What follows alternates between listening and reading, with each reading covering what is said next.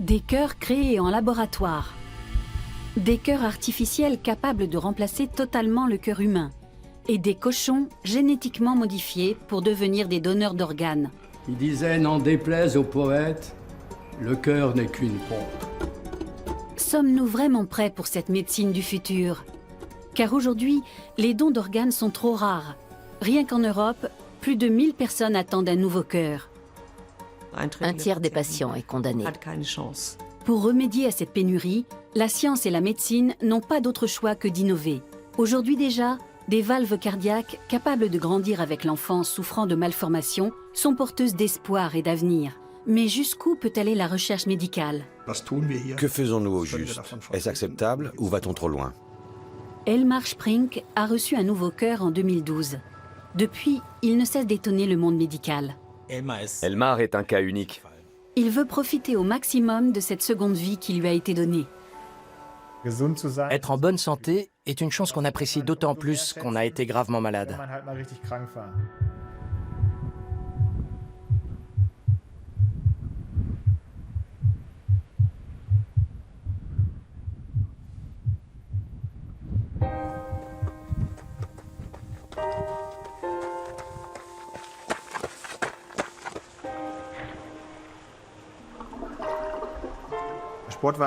Le sport a toujours été très présent dans ma vie. Avant ma transplantation, j'étais passionné de triathlon.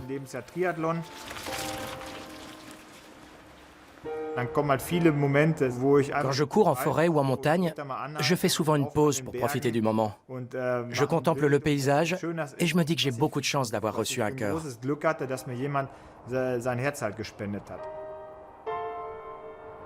12 juillet 2010. Elmar n'a que 39 ans lorsque son cœur s'arrête soudain de battre. Un coup du sort qui va bouleverser toute son existence. C'était une chaude journée d'été. Je travaillais chez moi. Je me suis assis sur le canapé pour regarder le Tour de France. Et l'instant d'après, je me suis réveillé à l'hôpital, avec un tube dans le nez.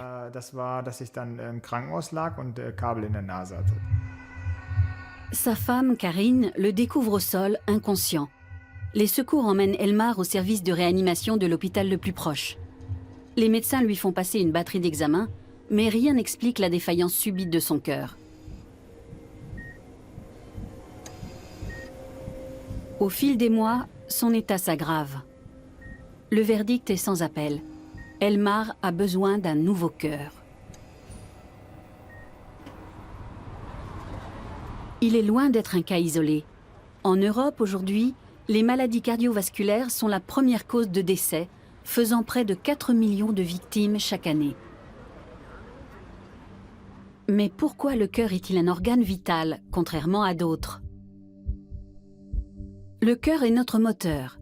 Il assure la circulation sanguine dans tout notre corps à travers 100 000 km de vaisseaux.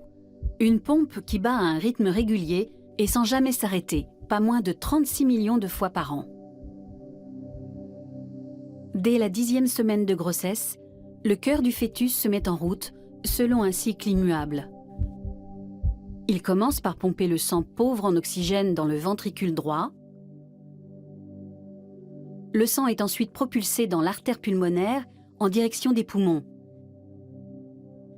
Il s'y enrichit en oxygène avant de revenir dans le ventricule gauche. De là, le sang chargé d'oxygène est envoyé via l'aorte dans tout l'organisme.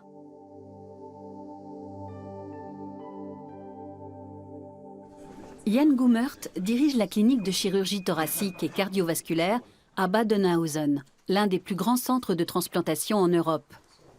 Comme d'autres patients, c'est ici qu'Elmar Sprink attend son nouveau cœur. Sa particularité, il n'avait pas le moindre antécédent. Une rareté chez les patients cardiaques en attente d'une greffe. La moitié des patients présentent une maladie coronarienne qui, à terme, entraîne un problème d'irrigation du muscle cardiaque. Avec le temps, le cœur s'affaiblit jusqu'à nécessiter une transplantation. Pour l'autre moitié des patients, c'est le muscle cardiaque lui-même qui est malade, souvent à cause d'une prédisposition génétique. Chaque année, les chirurgiens de la clinique procèdent à environ 80 greffes cardiaques. Cette pratique, presque banale aujourd'hui, faisait encore sensation dans le monde entier il y a seulement 50 ans. L'hôpital Grooteschouwer au Cap, Afrique du Sud. Dans la nuit du 3 décembre 1967, le docteur Christian Barnard est le premier à transplanter le cœur d'une personne décédée. Le receveur est Louis Waszkanski, 54 ans. L'équipe d'une trentaine de personnes opère pendant plus de 9 heures avant que le cœur greffé se remette à battre dans un autre corps. Un prodige médical. Mais cette première mondiale fait aussi débat. En France, le magazine Paris Match s'interroge. Les chirurgiens ont-ils vraiment le droit de greffer un cœur? En Allemagne, en revanche, Barnard est salué comme un pionnier de la chirurgie cardiaque. Ces images montrent Louis Waszkanski qui se remet de l'opération. Mais il n'y survivra que 18 jours avant de succomber à une pneumonie induite par le puissant traitement anti-rejet qui a miné son système immunitaire. Il n'est pas mort de la maladie pour laquelle nous l'avons opéré. C'était bouleversant de voir son cœur à l'autopsie. Il était magnifique. Tout était normal. Les sutures étaient intactes, sans le moindre signe d'infection, ni aucun caillot sanguin.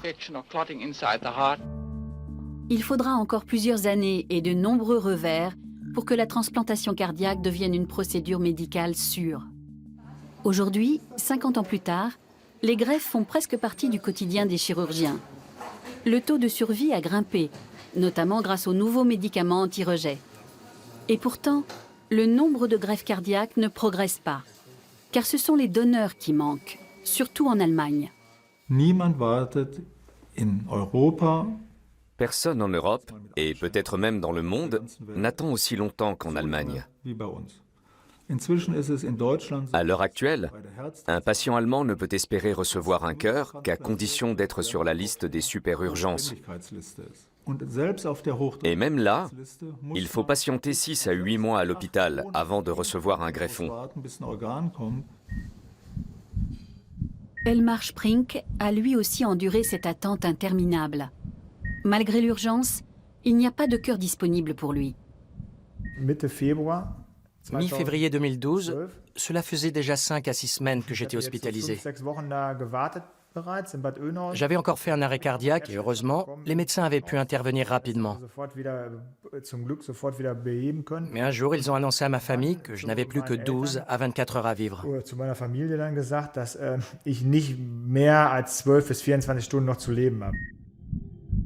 Les médecins d'Elmar doivent agir coûte que coûte. Ils lui implantent un dispositif d'assistance ventriculaire qui aide son cœur à fonctionner. À chaque battement, un cœur normal éjecte 70% du sang présent dans son ventricule gauche dans la circulation sanguine. Le cœur d'Elmar, lui, n'atteint même plus 20%. Une pompe artificielle, implantée directement dans le ventricule gauche, envoie le sang oxygéné dans l'aorte, le point de départ du système sanguin. Un câble relie la pompe à un contrôleur et des batteries, tous deux externes. La vie d'Elmar ne tient plus qu'à cette petite pompe mécanique. Je devais rester assis, à peine plus en arrière que je ne le suis là. Je ne pouvais même plus me retourner seul dans mon lit. On me faisait la toilette, j'avais une sonde urinaire. La pompe était réglée sur 110, puisque mon cœur ne battait plus tout seul. Je l'ai écouté moi-même avec un stéthoscope. Ça faisait un petit bruit sec. J'avais encore mon cœur, mais il ne marchait plus qu'avec l'assistance de cette machine. On estime qu'en Europe, un tiers des patients ayant besoin d'une greffe ne survit pas au délai d'attente. Début 2017, la France a modernisé sa loi pour réaffirmer un principe essentiel. Chaque citoyen de plus de 18 ans est présumé favorable au don de ses organes. S'il s'y oppose, il doit faire valoir son droit par écrit. Pour l'heure, l'Allemagne rejette un tel système. On n'est donneur qu'à condition d'exprimer son consentement formel. À la faculté de médecine de Mayence, Gertrude Greifhiger s'intéresse depuis longtemps au sujet. Spécialiste en éthique médicale, elle plaide pour que l'Allemagne passe aussi au consentement présumé, car seul un tiers de la population fait la démarche de se déclarer donneur d'organes. Les sondages montrent que dans notre pays, 95% des gens aimeraient pouvoir bénéficier d'une greffe. Et puisqu'on sait qu'un organe ne peut venir que d'une autre personne, il devrait y avoir tout autant de gens prêts à en faire don. On est très loin du compte, ce qui devrait nous faire réfléchir. Près de Munich, dans un petit village paisible, des chercheurs de l'université Louis et Maximilien poursuivent une autre piste pour pallier la pénurie d'organes. Et si les donneurs d'organes de demain étaient là? Nous élevons ici des cochons qui ne sont pas comme les autres. Ils sont censés donner naissance à de futurs donneurs d'organes. La particularité des cochons de cet élevage, c'est que leur génome a été modifié de manière à ne présenter aucun des virus porcins spécifiques à l'origine de maladies. Pour entrer ici, toute personne doit se doucher et se changer entièrement pour éviter de leur transmettre des germes inconnus venus de l'extérieur. Des organes animaux dans un corps humain? Cette pratique, appelée xénotransplantation, n'est pas nouvelle et elle fait l'objet de recherches depuis déjà plus d'un siècle. Pour l'instant sans succès. Les organes sont systématiquement rejetés. Mais ces cochons génétiquement modifiés sont peut-être une avancée décisive puisqu'ils minimisent le risque de transmission de virus porcins à l'homme. Aujourd'hui déjà, nous bénéficions de greffes de valves cardiaques issues de porcs. De par la taille et la fonction de leurs organes, similaires à celles de l'homme, les cochons sont des donneurs privilégiés. En outre, ils se prêtent très bien à l'élevage, car ils se reproduisent vite et en nombre. Il n'y a qu'un an entre chaque génération, et une portée moyenne compte 8 à 12 porcelets. Enfin, dernier point et le plus important, c'est que nous maîtrisons différentes méthodes pour modifier leur ADN. L'objectif principal de l'équipe Descartes-Wolf, éviter le rejet des organes. Pour cela, les chercheurs implantent aux porcs de leur élevage certains gènes humains. Résultat, les cellules porcines présentent une protéine humaine à leur surface. Notre système immunitaire pourrait ainsi tolérer le greffon plus longtemps. Pour transmettre ces modifications génétiques à une nouvelle génération de porcs, des embryons dotés du même ADN sont clonés en laboratoire. Moins de 4 mois plus tard, une nouvelle portée de porcelets vient au monde. La première génération de donneurs d'organes potentiels. Il ne faut pas s'imaginer que les rejetons directs de ces cochons seront destinés à des greffes pour l'homme. Mais nous pensons que d'ici 5 à 10 ans peut-être, c'est difficile à dire, nous pourrons transplanter des organes issus de cette lignée de cochons. Reste d'abord à déterminer si de telles xénogreffes sont réellement possibles. Les expériences pour le savoir ne peuvent être menées qu'avec des organes intacts, prélevés sur un cochon qui doit donc mourir. Chaque procédure est soumise à une autorisation préalable.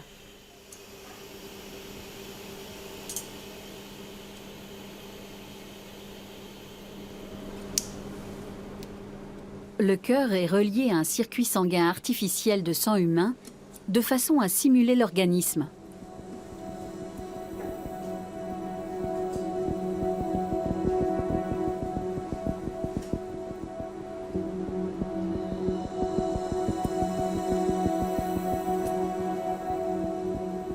Un défibrillateur fait redémarrer le cœur.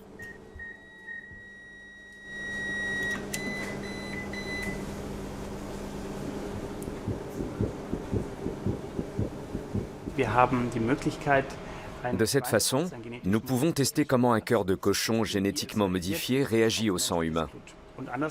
Et inversement, comment le sang humain réagit au cœur porcin. Nous avons reconstitué d'une part le système sanguin et d'autre part le système pulmonaire. Comme chez l'homme, c'est là que le sang est enrichi en oxygène à l'aide d'un oxygénateur. Nous pouvons créer la même tension artérielle que chez l'homme et la faire varier à notre guise pour observer le résultat. Un résultat qui aide les scientifiques à savoir si un rejet peut être évité. Mais la première xénogreffe d'un cœur porcin dans un homme n'est pas pour tout de suite, car la méthode soulève de nombreuses questions juridiques et éthiques. L'utilisation d'organes d'animaux pourrait être une solution à la pénurie d'organes. Quand on songe qu'en Allemagne, 60 millions de cochons sont tués chaque année rien que pour finir dans nos assiettes. Les gens accepteront peut-être que quelques-uns soient sacrifiés pour sauver des vies humaines.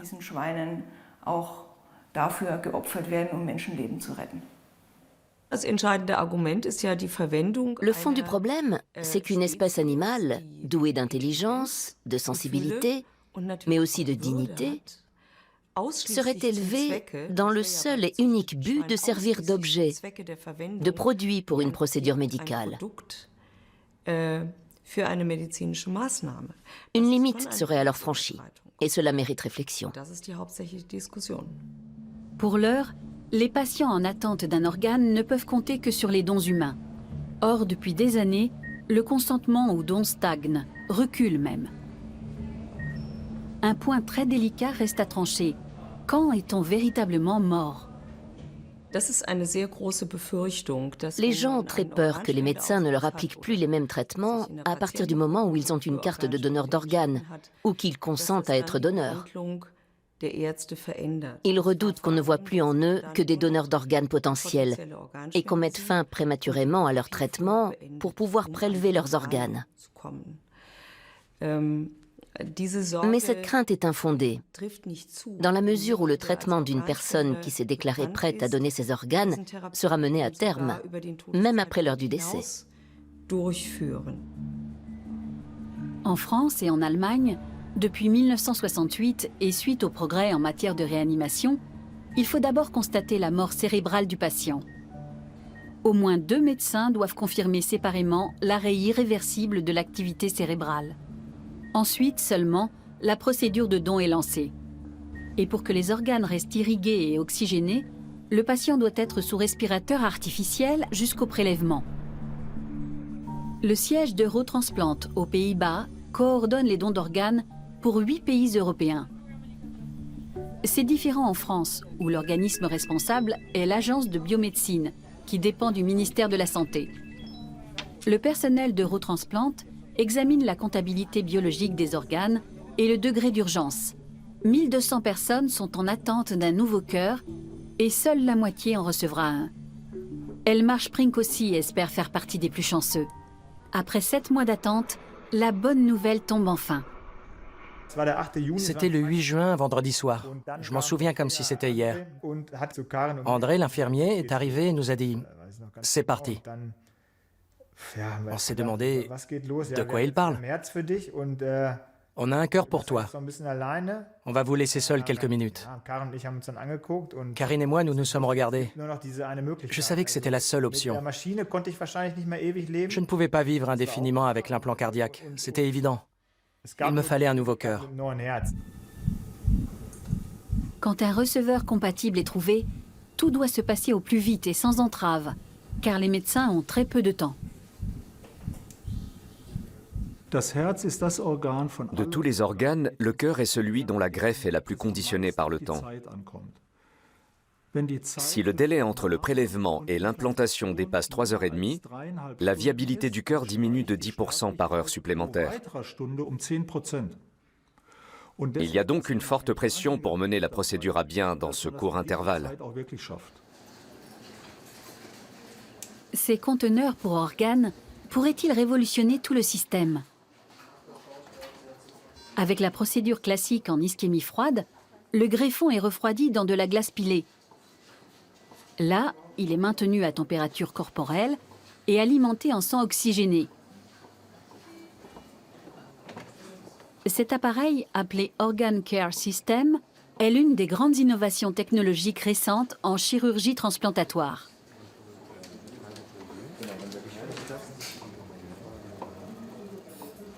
Ce cœur, qui va être greffé aujourd'hui à Fribourg, vient d'un endroit difficilement accessible en Allemagne. On estime que c'est le 200e patient européen à profiter de ce dispositif. Sans ce nouveau procédé, le greffon aurait pâti de la durée du transport. Il offre ainsi l'avantage aux chirurgiens d'avoir plus de temps pour préparer l'intervention au bloc. Mieux encore, des cœurs légèrement abîmés peuvent même se régénérer une fois dans l'appareil. Contrairement à la conservation en ischémie froide, avec laquelle les dégâts augmentent au fil du temps, ce système permet au cœur de se régénérer, puisqu'il continue de battre. Nous pouvons ainsi prélever également des cœurs en un peu moins bon état, en leur laissant du temps pour se rétablir avant la greffe. Cela augmente le nombre de donneurs potentiels. On manque encore d'études prouvant que cette méthode de transport est meilleure que celle sur glace. Mais l'Organ Care System pourrait grandement faciliter la répartition des précieux organes issus de dons.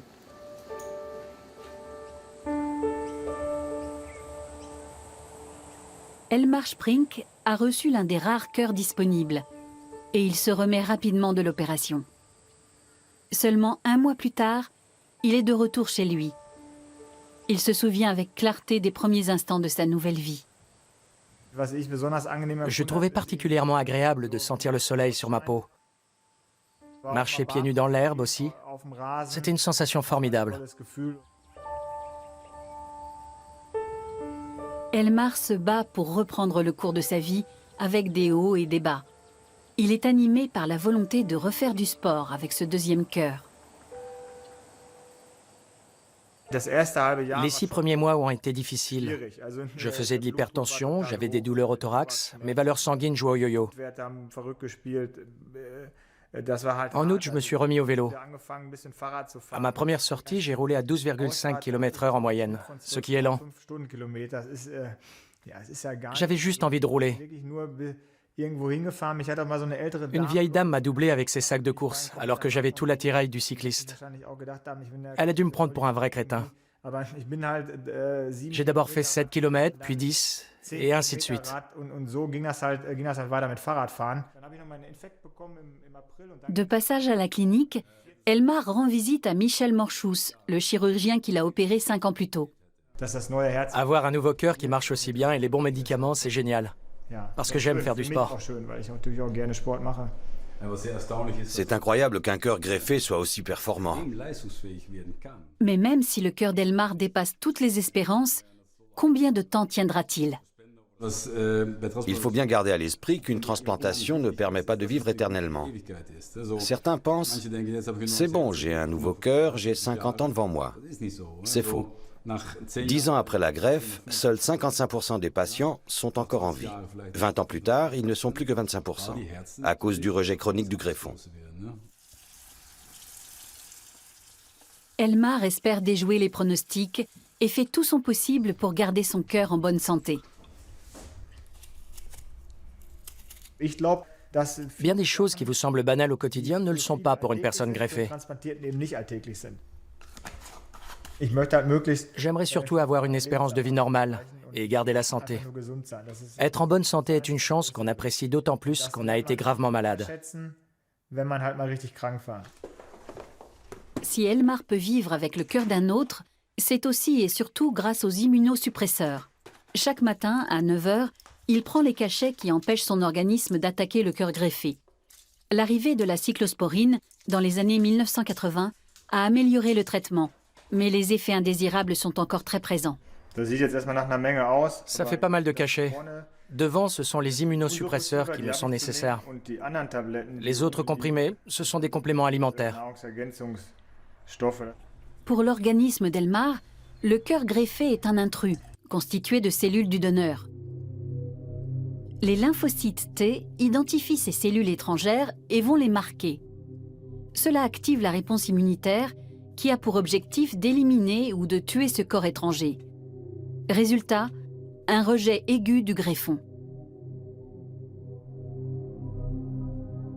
Le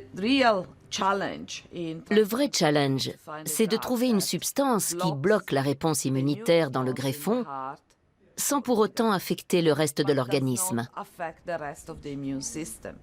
Federica Marelli Berg et son équipe de l'université Queen Mary de Londres pourraient avoir trouvé la solution. Nous nous sommes appuyés sur nos découvertes quant à la migration des cellules mémoire. Nous avons eu l'idée de cibler la mémoire topographique de ces cellules pour les empêcher non pas d'être activées, mais de migrer vers le greffon. En clair, Si nous connaissons le code postal d'un organe précis, c'est-à-dire les molécules employées par les lymphocytes T pour le désigner, nous pourrons bloquer de façon ciblée leur migration vers cet organe. Des études cliniques doivent encore apporter la preuve de l'efficacité de ce nouveau médicament, mais il pourrait rendre la vie plus facile à tous les greffés.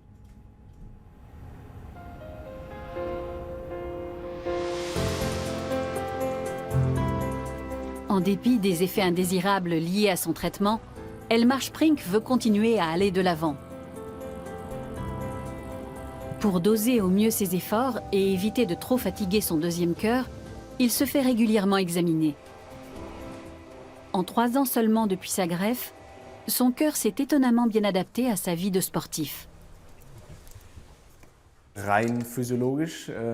Sur le plan physiologique et sportif, rien ne différencie plus Elmar d'une personne normale.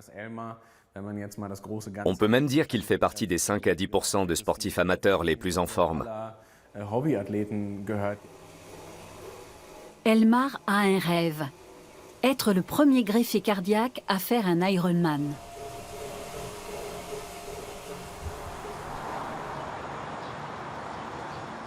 Si certains développent une maladie cardiovasculaire au cours de leur vie, pour d'autres, les problèmes commencent dès la naissance. Nick, 10 ans, le fils cadet de la famille Fuchs, est né avec une malformation cardiaque.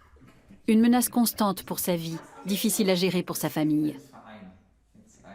Nick a une valve aortique rétrécie, ce qui oblige son cœur à plus d'efforts pour faire circuler le sang dans tout l'organisme. Il n'existe pas de traitement, sinon la pose d'une nouvelle valve. Nous nous réjouissions à chaque anniversaire, puisque son état se stabilisait avec les années. Nous savions que l'opération serait facilitée si son cœur était plus volumineux.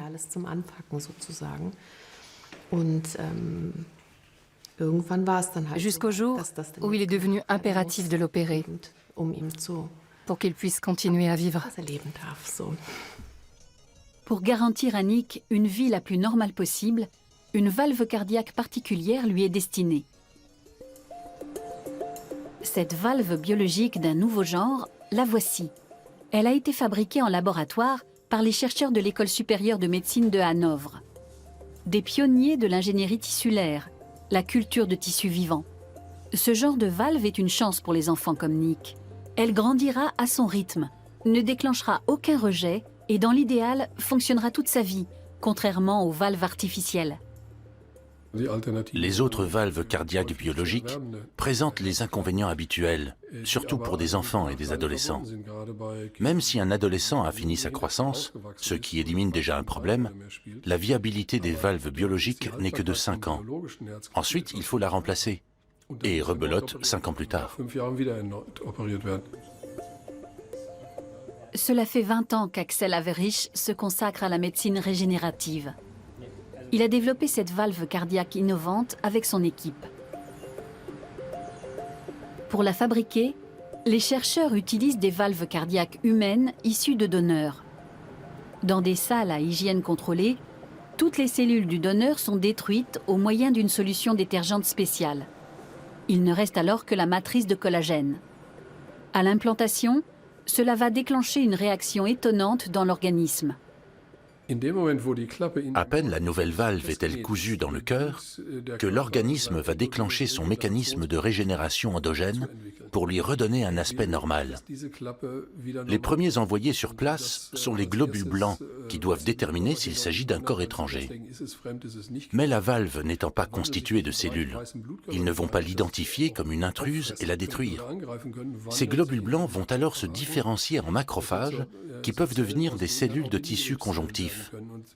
Les macrophages prolifèrent et en 6 mois colonisent toute la matrice. À la fin, la valve n'est composée que de tissus appartenant au patient lui-même. Le jour J est arrivé. Nick va être opéré pour recevoir sa nouvelle valve cardiaque. Il dormait dans son petit lit d'hôpital, dans l'ascenseur le menant au bloc opératoire. L'équipe d'anesthésistes était là et l'a emmené. C'était un moment très difficile. puisqu'à ce stade, on ignorait s'il nous reviendrait ou pas.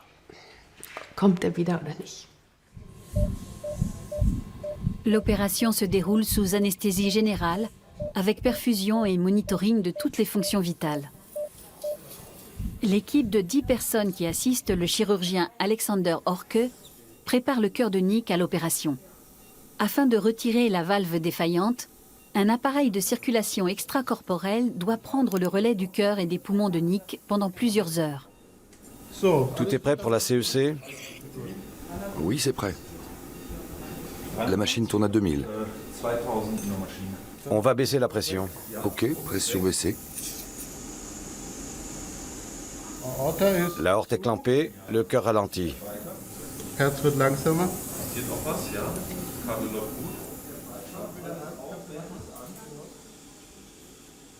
Le cœur de Nick est arrêté.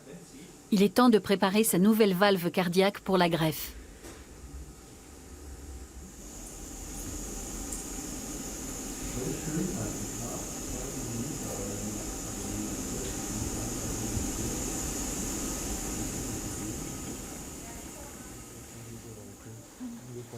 Il faudra 4 heures à l'équipe chirurgicale pour mener à bien l'opération.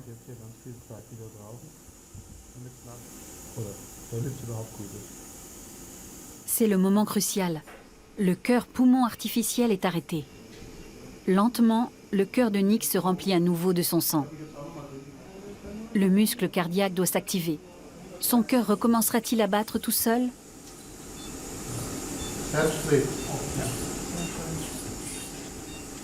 L'opération a réussi. Les cellules de Nick vont maintenant coloniser la matrice de collagène et la valve pourra grandir au même rythme que lui.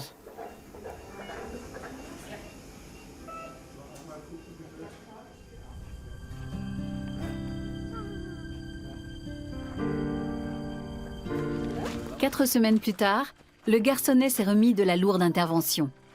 C'est le début d'une nouvelle vie pour lui, avec un cœur en parfait état. Fini les médicaments et les opérations.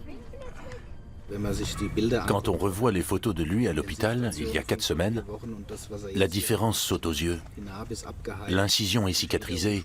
Il peut déjà sauter partout, il peut jouer au chamboule-tout comme on l'a fait ce week-end, il peut courir. C'est miraculeux.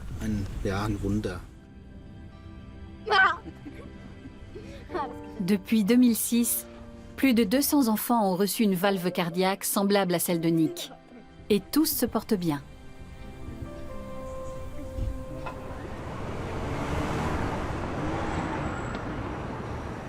Pourrait-on étendre cette méthode à la fabrication de cœurs entiers? C'est l'ambition des chercheurs de l'université d'Harvard à Boston. Là aussi, tout repose sur une matrice. Un cœur de porc décellularisé. Depuis 10 ans, le scientifique autrichien Harald Ott et son équipe tentent de faire revenir à la vie des cœurs morts. Des expériences qui rappellent celles du Dr Frankenstein, mais qui pourraient aider à compenser à terme le manque d'organes. Si on regarde de près, on voit que toute la structure du cœur est conservée, avec ses valves et ses vaisseaux. Sauf qu'il n'y a plus aucune cellule. C'est la matrice idéale sur laquelle recréer du tissu cardiaque dans le but de régénérer l'organe. Là où la procédure diffère de celle d'un ovre, c'est que le cœur est ensemencé avec les cellules du receveur dès l'étape du laboratoire, au moyen de simples cellules cutanées. Mais comment ces cellules peuvent-elles devenir des cellules cardiaques? Nous prélevons les cellules d'un patient et nous les reprogrammons en cellules souches. Notre procédure de développement biologique va orienter ces dernières pour qu'elles se différencient en cellules cardiaques, rénales ou pulmonaires. Alors nous sélectionnons ces cellules, vouées à devenir un poumon ou un cœur, et nous les implantons dans la matrice de l'organe concerné, de façon à recréer un nouvel organe.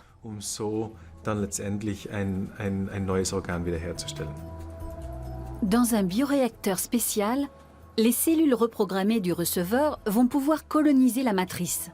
Des facteurs de croissance ciblés les font évoluer et se multiplier en cellules musculaires cardiaques, dans l'espoir de ramener le cœur à la vie. Si les chercheurs parviennent à recréer des cœurs entiers fonctionnels, ces derniers auront bien des avantages. Ils grandiront avec le receveur, ne seront pas rejetés par le système immunitaire et, plus important encore, dureront toute une vie.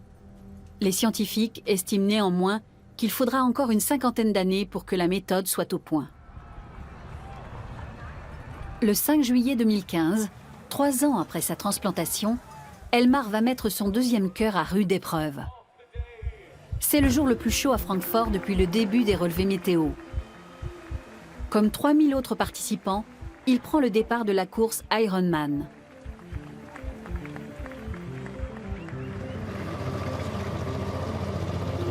Plus de 11 heures de nage, de vélo et de course. Même pour un sportif avec un cœur normal, c'est un énorme défi physique et mental. Le cœur d'Elmar y résistera-t-il? Si on me disait « continue ainsi et tu vivras 15 ans », mais si tu arrêtes, tu vivras 20 ans, je me contenterai des 15 ans, parce que pour moi, faire du sport est l'un des grands plaisirs de la vie.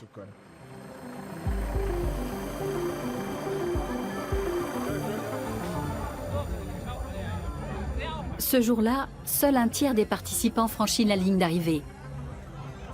Parmi eux, Elmar. Il ne peut pas s'empêcher de penser à l'inconnu qui lui a donné son cœur et de repenser à l'épreuve qu'il a endurée avant.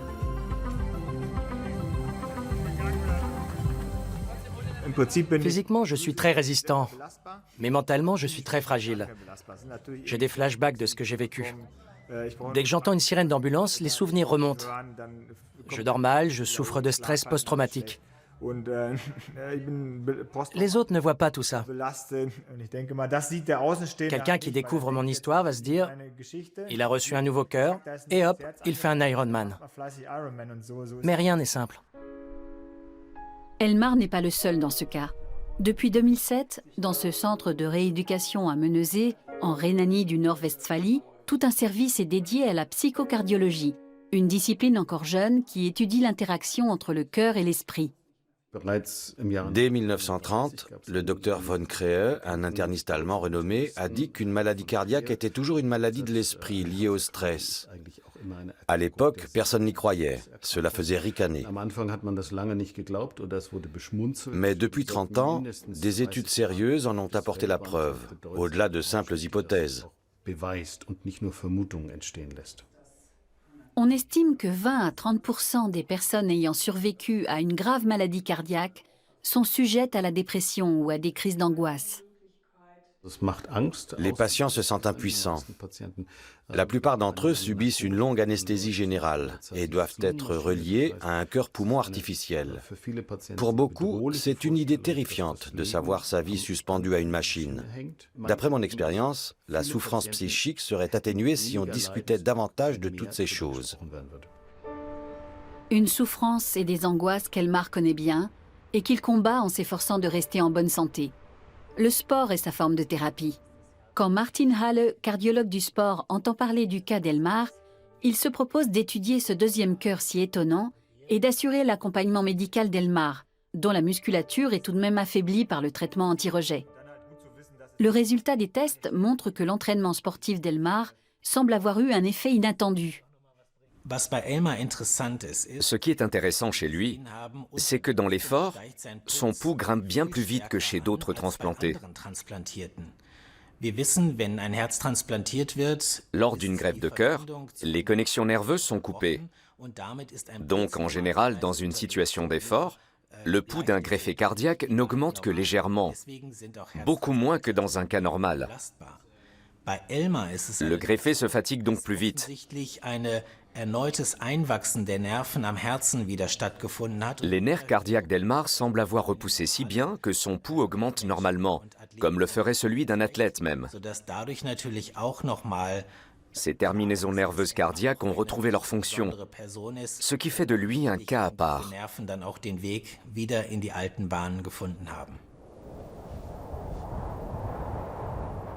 Lors de sa greffe, les nerfs reliant le cœur d'Elmar au système nerveux central ont été sectionnés.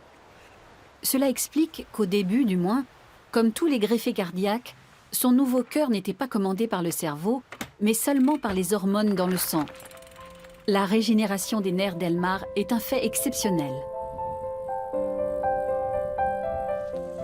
On dit souvent qu'on voudrait passer plus de temps en famille ou partir en voyage, mais on ne le fait jamais. Et soudain, on est vieux. Je voudrais que mon histoire incite les gens à faire ce dont ils ont envie, car la vie peut changer brutalement. C'est dans cet état d'esprit qu'Elmar décide de relever un autre défi sportif encore plus fort, la Transalpine Run. 7 jours de course sur 250 km et avec 15 000 mètres de dénivelé. La course de montagne la plus extrême d'Europe. Elmar s'entraîne dur pour réaliser son rêve. Son nouveau cœur semble toujours en excellente forme, mais il sait que son temps est compté. La science a-t-elle une solution alternative aux cœurs humains issus de donneurs? Cette petite machine pourrait bientôt remplacer durablement un cœur affaibli. Conçu par la société Carmat, près de Paris, ce cœur artificiel pourrait prolonger de 5 ans la vie des patients en attente d'une greffe. Son inventeur est le docteur Alain Carpentier. Dans les années 1960, il a marqué l'histoire de la médecine avec la première bioprothèse valvulaire, alliant armature métallique et tissu porcin. J'ai trouvé que si on utilisait des valves prélevées chez l'animal, on pouvait très bien éviter la formation de caillots. Bon, quand on résout un problème, il y en a un autre qui naît, et celui qui naîtait était les réactions immunologiques. Mais ça, fort heureusement, j'ai pu les résoudre par des traitements chimiques. Et donc, je me suis dit, je vais utiliser le même matériau pour le cœur artificiel. Dans la salle blanche de la société, les bioprothèses valvulaires sont préparées.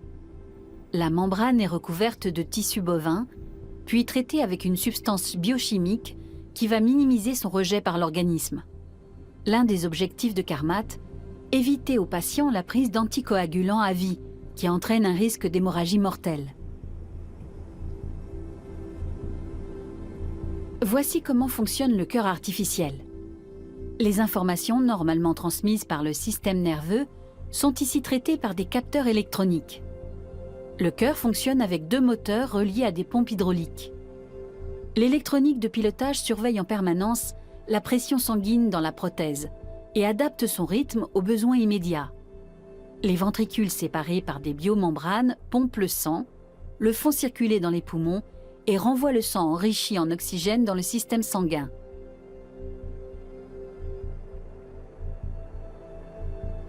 Les batteries qui alimentent le dispositif se trouvent à l'extérieur. Une étude de faisabilité a été menée sur 4 patients, avec des résultats prometteurs, jusqu'à la mort du premier d'entre eux au bout de 3 mois.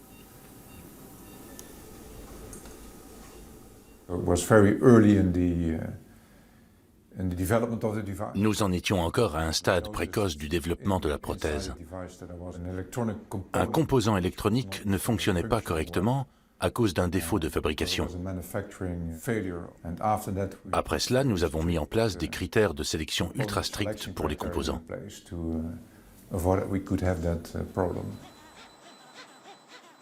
Une nouvelle phase de l'étude clinique doit porter sur 25 patients. Si elle est concluante, cette invention pourrait aider bien des patients à survivre à la longue attente d'un greffon.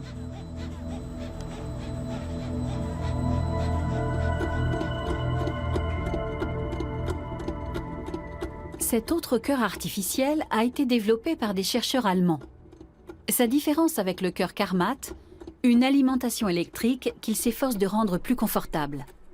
Nous implantons une bobine dans l'organisme, tandis que l'autre reste à l'extérieur. Cela génère du courant par induction, à travers la peau. Nous prévoyons même d'implanter une petite batterie de réserve dans l'organisme, qui permettrait de se passer de la partie extérieure, par exemple pour une demi-heure. La batterie de réserve assurerait l'alimentation, laissant au patient le temps de se doucher.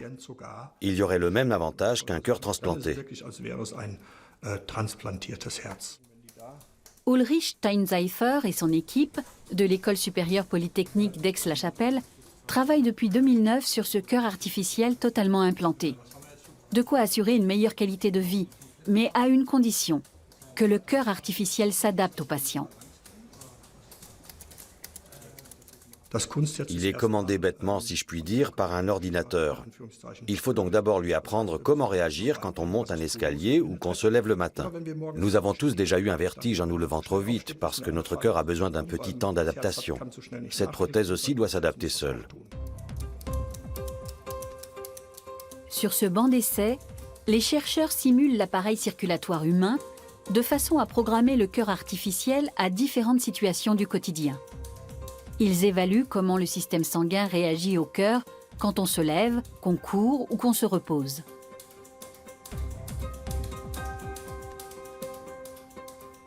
Le principal défi, c'est d'améliorer l'adaptation de la prothèse à l'organisme. Les appareils déjà existants sont petits parce que le moteur et beaucoup d'autres composants sont externes.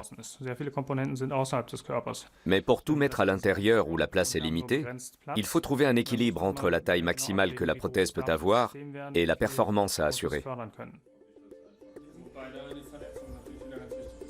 Tous les cœurs artificiels existants ont en commun d'être encore trop gros et trop lourds. Les chercheurs allemands veulent réduire sa taille pour le rendre implantable également à des patients plus jeunes. En laboratoire, ils ont déjà réussi à faire battre leur cœur artificiel 200 millions de fois, soit 5 années de vie. Mais à quoi ressemblerait cette vie sous contrôle d'une machine ? C'est une décision très personnelle. Il est facile de se dire a priori « je ne veux pas d'une machine dans mon corps ». Mais quelle serait notre décision si on savait qu'on n'a plus que quelques jours à vivre? Si on nous dit « soit tu acceptes cette drôle de machine, soit tu meurs ». Quand on est assis, là, en bonne santé, difficile de dire quel serait notre choix. Sacha Hasenwert, lui, a fait son choix. Un cœur artificiel.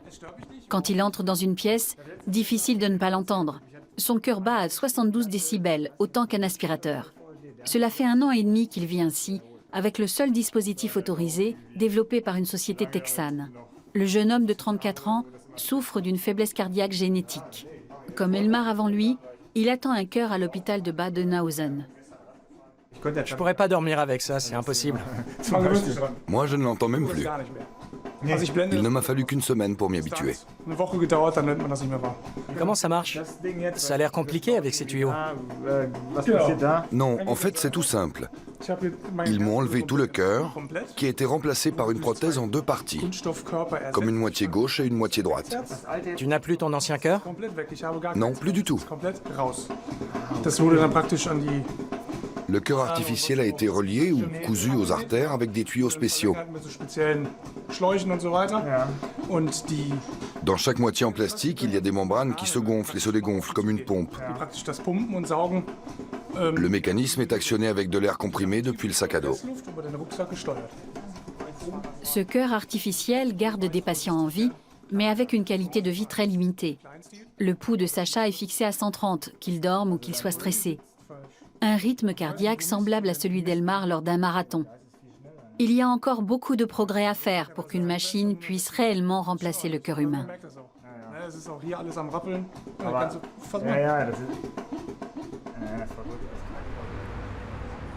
Il ne reste plus que quelques jours avant le départ de la Transalpine Run à Munich. Elmar fait un dernier bilan de santé pour s'assurer que son cœur y est bien préparé.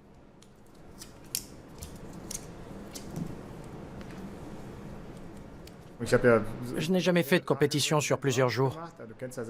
Même lors d'un triathlon ou d'un Ironman, l'effort dure 10 à 12 heures maximum, sur une seule journée.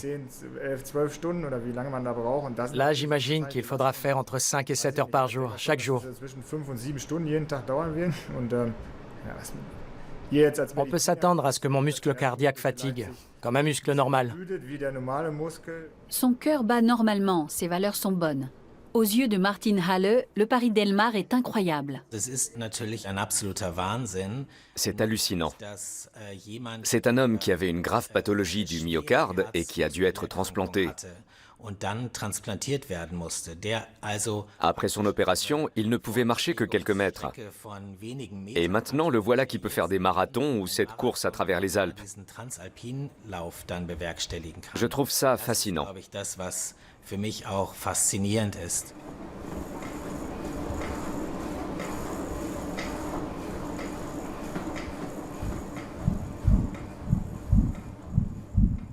5 ans tout juste après son opération, Elmar entame le plus ambitieux de ses challenges sportifs. À 9h pile, comme d'habitude, il prend ses médicaments anti-rejet. Puis c'est le signal du départ. Il est le premier greffé cardiaque à participer à la Transalpine Run.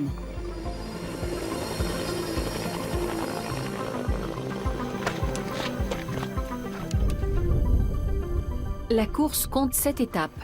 Départ de Garmisch-Partenkirchen, traversée de la vallée de Pitztal jusqu'à Sölden, puis le Tyrol du Sud en Italie jusqu'à Bressanone. Un effort monstrueux pour le cœur. 7 jours plus tard, Elmar franchit la ligne d'arrivée. C'était magnifique. Mon pouls était un peu plus rapide, mais ce n'est pas lié à mon cœur greffé. Je dis ça pour chipoter. J'ai pu participer à la course, me faire plaisir, mais 7 jours comme ça, c'est bien assez. Là, je ne veux plus courir pendant une semaine.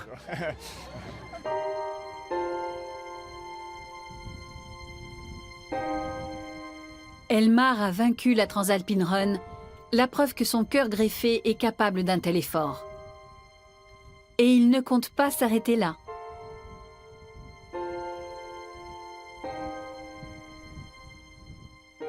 Je me suis fait un portrait de mon donneur.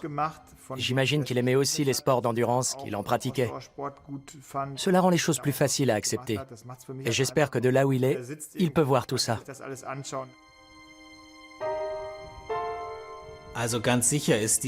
L'histoire d'Elmar est très motivante. Ça fait 50 ans qu'on pratique des greffes cardiaques. Et aujourd'hui, une personne greffée peut faire des efforts aussi extrêmes. Même s'il y a peu de gens comme lui, c'est un bon exemple de ce que la médecine est capable d'accomplir.